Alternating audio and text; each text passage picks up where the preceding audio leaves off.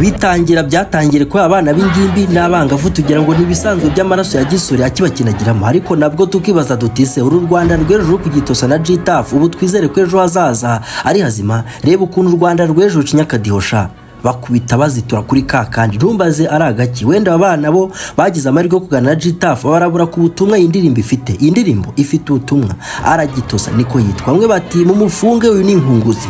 Gitaf atunyifuriza gufungwa so umuntu mwiza pe, atubwo se ni nanjye wakoze saa moya, ninjye wakoze mikrofone cyangwa amasamba amanuka aho dukura abana mu mpeta y'umubano nari impari. Atishwi indirimbo yanjye Aragitosa ifite ubutumwa cyakoze pe, uretse n'ubutumwa indirimbo ifite na beat pe, urakubita kabisa. Ahubwo nibaza umuntu udakubita bro. Gitaf yajaje ibaza imyaka abahanzi bamwe nawe uzi bamaze bihiringa bashakisha hiti cyitwa itoroshi barayibuze. Umurara Gitaf yaza rimwe amaze kureka itabi nako akubutse mu mazi magari iwawa agahita afata igihugu akagikanda ku manuza cyose aho kiva kikagera. News iti amashusho indirimbo Aragitosa ya Gitaf yatangiye kurikora itarikora. Erega indirimbo ifite ubutumwa. Ominie Francis ati uzi n'ikindi twasaba ko abishindwa muteka kwisiba ndetse byashoboka bagashyira ibihano kuwazongera kwicuranga kuko ntacyo yigisha abanyarwanda kirimo cyane cyane urubyiruko rwose. Ni umubyeyi niwe murozi. Imagine telling your daughter ngo ririmba Aragitosa ngo ufata ka video warangiza ukabona kari keza ku buryo ugasharinga abandi.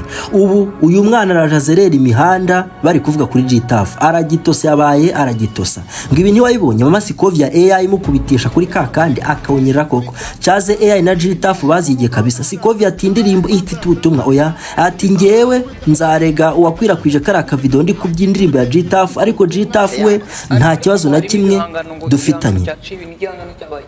Ahubwo nakubonye ikibye